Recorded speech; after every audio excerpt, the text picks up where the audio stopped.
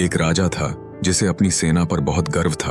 वह अपनी सेना पर काफी धन खर्च करता था। एक दिन उसे यह जानने की इच्छा हुई कि उसके सैनिक वास्तव में कितने बहादुर हैं। उसने अपने आदमियों को आदेश दिया कि शहर के बाहर एक मैदान में लड़ाई का आयोजन करें। उसके आदेश का तुरंत पालन हुआ।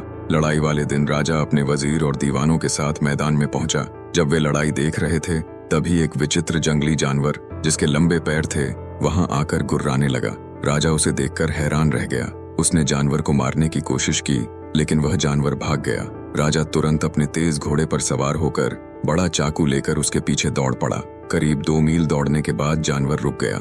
वहां पहुंचते ही जानवर ने जोर से झटका दिया और अपने असली रूप में आकर राजा पर हमला कर दिया।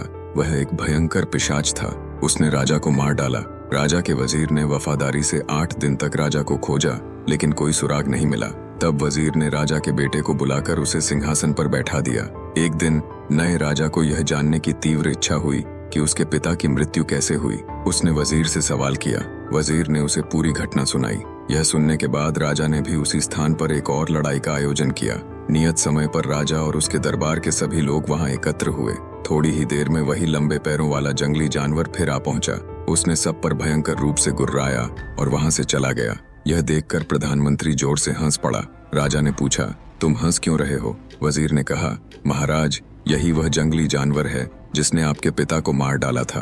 राजा ने कहा, अगर ऐसा है तो मैं इसे अवश्य मारूंगा। जब तक इसे मार न दूं मुझे शांति नहीं मिलेगी। यह कहकर राजा अपने घोड़े पर सवार हुआ और उस जानवर के पीछे भागा। जानवर उसे भी उसी स्थान पर ले गया जहां उसने उसके पिता को मारा था। वहां पहुंचकर जानवर ने अपने असली रूप में आकर राजा पर हमला किया। राजा डर गया और भगवान से प्रार्थना करने लगा कि वह उसे इस संकट से बचाएं। उसकी प्रार्थना सुनकर भगवान ने एक दूत भेजा। देवदूत ने कहा, यह पिशाच बहुत ताकतवर है। अगर इसके खून की एक भी बूंद जमीन पर गिरी तो एक और पिशाच पैदा हो जाएगा। लेकिन डरो मत, ये लो, यह 2-धारी तीर है।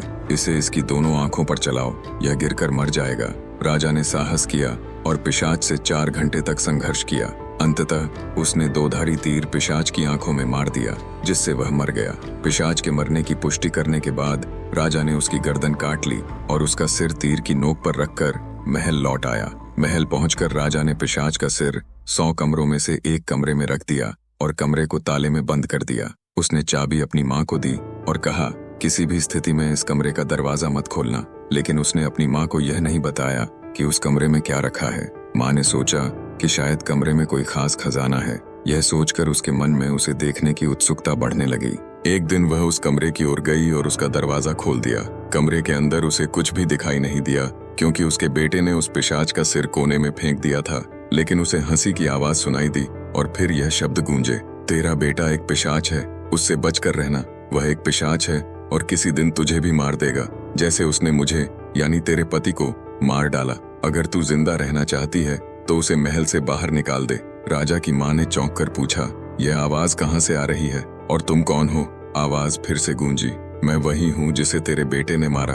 अगर तुझे बचना है तो एक उपाय कर, झूठ मूठ बीमार होने का बहाना कर और उससे कह कि तुझे ठीक होने के लिए मादा चीते का दूध चाहिए। उसे खुद जाकर जंगल से वह दूध लाने को कहना।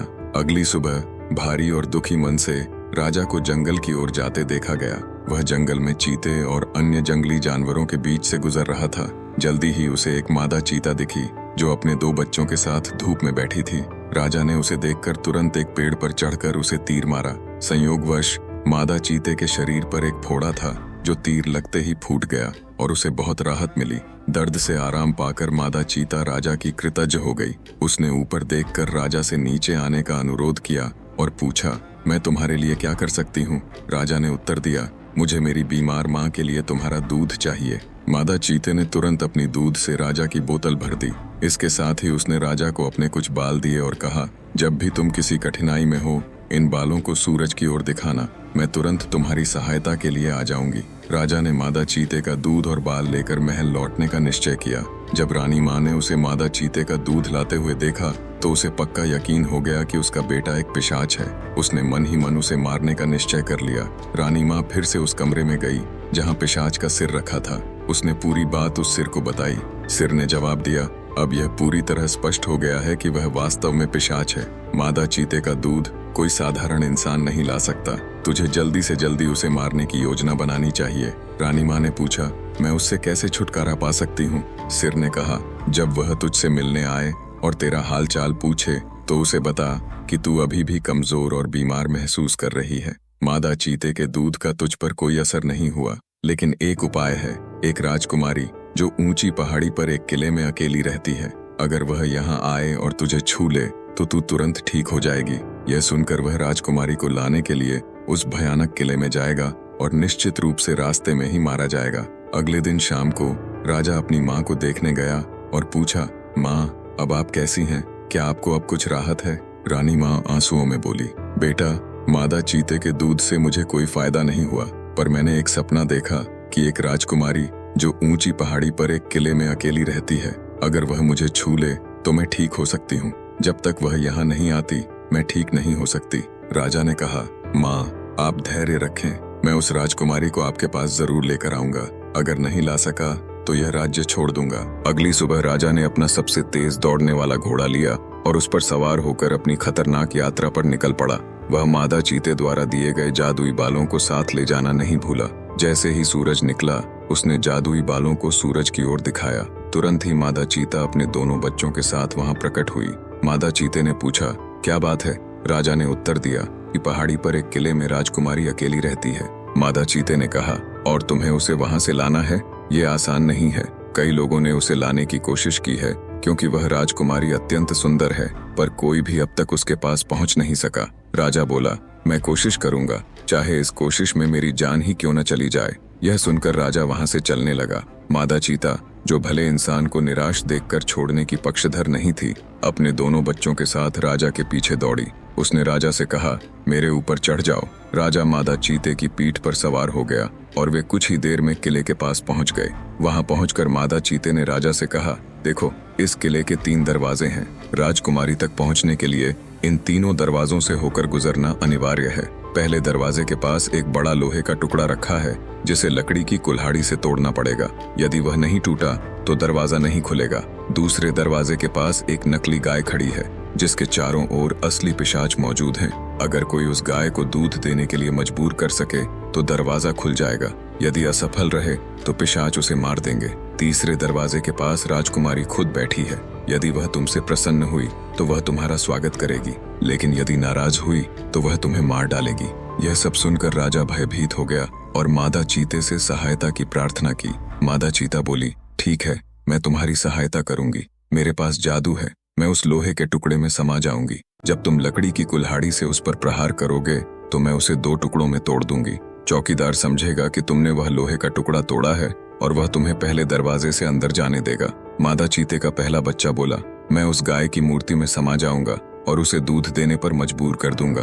साथ ही जो पिशाच वहां खड़े हैं उन्हें तुमसे दूर रखने में मदद करूंगा। इस तरह तुम दूसरे दरवाजे से भी गुजर जाओगे। दूसरा बच्चा बोला, मैं राजकुमारी की आंखों में जादू डाल दूंगा। जब वह तुम्हें देखेगी तो तुम्हें सूरज की तरह चमकीला पाएगी। वह तुरंत ही तीसरा दरवाजा खोल देगी और तुम्हारी हर बात मानेगी। उन तीनों ने अपने अपने वादे पूरी निष्ठा से निभाए। इस तरह राजा ने तीनों दरवाजों को पार कर लिया। जैसे ही राजकुमारी ने राजा को देखा, वह उसकी बहादुरी और सुंदरता से अत्यंत प्रभावित हुई। उसने राजा से विवाह करने की इच्छा प्रकट की। मादा चीता और उसके दोनों बच्चे अपना काम पूरा करके अपनी माँ के साथ लौट गए। कुछ दिन बाद राजा राजकुमारी को लेकर राजमहल पहुंचा और माँ से बोला, माँ, उस जगह तक जाने का रास्ता बेहद खतरनाक था। मैं तो रास्ते में ही मर गया होता अगर मादा चीता और उसके 2 बच्चों ने मेरी सहायता न की होती। भगवान का धन्यवाद है कि मैं सही सलामत लौट आया। कुछ देर बात करने के बाद उसने अपनी माँ को उस पिशाच के सिर के बारे में बताया। उसने कहा, जब वह पहली बार मेरे सामने प्रकट हुआ तो वह 4 टांगों वाले एक विचित्र जानवर के रूप में था। फिर वह मुझे एक दूर जगह पर भगा ले गया, जहां जाकर उसने अपना असली रूप धारण कर लिया, एक भयानक पिशाच का।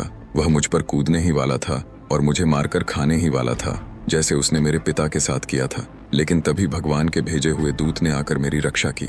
यह सब सुनकर उसकी माँ ताज्जुब में पड़ गईं। वह बोली, बेटे, तब तो मुझे धोखा दिया गया था। उस दिन शाम को जब तुमने मुझसे महल की चाबियां मांगी थीं तो मैं कई कमरों को देखने गई थी।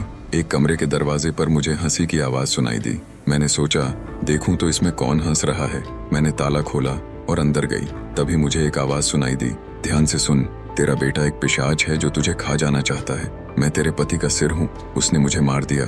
तू उसे मार दे, नहीं तो वह तुझे भी मार देगा। बेटे, मैंने उसकी बातों पर विश्वास कर लिया और उसी की सलाह पर मैंने तुम्हें मादा चीते का दूध लाने भेजा, यह सोचकर कि वहां तुम्हें कोई जंगली जानवर मार देगा। पर जब तुम मादा चीते से बचकर वापस आ गए तो मैंने उसी सिर की सलाह पर तुम्हें राजकुमारी को लाने भेजा। मैं जानती थी कि वहां का रास्ता खतरों से भरा है, फिर भी मैंने तुम्हें भेज दिया। पर भगवान ने तुम्हारी रक्षा की।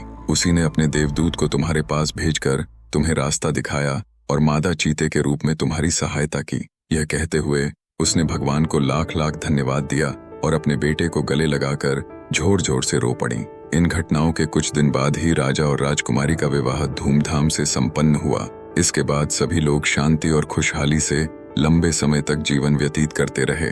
दोस्तों, कहानी कैसी लगी कमेंट करके जरूर बताएं और वीडियो को लाइक और चैनल को सब्सक्राइब करके बेल आइकन पर प्रेस कर लीजिए, जिससे आप प्राचीन कथाओं और कहानियों से जुड़े रहे। ओम नमः शिवाय।